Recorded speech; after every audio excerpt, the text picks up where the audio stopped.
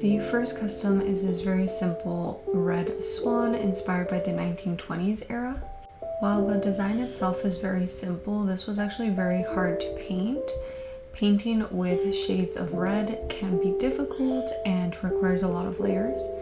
Definitely not my smoothest application, but I was very happy with the design. This next one is one of my favorites. I was really happy with the dark brown and the off-white color combo. It was inspired by the Short Hair Cat 2194, the one that came out in the advent calendar. I added a lot of swirls throughout the body, and then I paired it with these really deep blue eyes, and I love the color combo. This pink swan has a very soft color palette, but I feel the design is a bit more punk.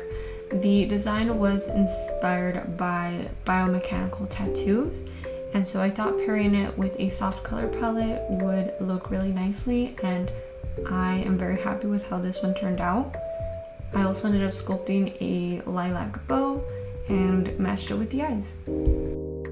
For this one, I tried a different eye shape. I think that the eyes ended up holding a lot more expression than I intended to, but I think it worked well with the design. I chose much more of a muted, dusty purple. The design overall is very much a gothic romantic style, and I was very, very happy, especially with the sculpted rose. This blue swan is my interpretation of Swan 1391, but with a much darker aesthetic. The bow, the ribbon, and the two roses that you see on the back are hand sculpted, and the blue roses that you see on the head are painted using a very thin brush. I did decide to keep this one in my own personal collection, but because I kept it, I decided to create two different ones to sell to you guys. The second one is this purple plum colored swan with pink accents. Again, everything about this design is exactly the same, it's just a different color. The one thing I changed for this design is that I made the eyes gray. And the third one is this green sage colored swan. With this one, I did end up doing a bit of a brighter red for the eyes.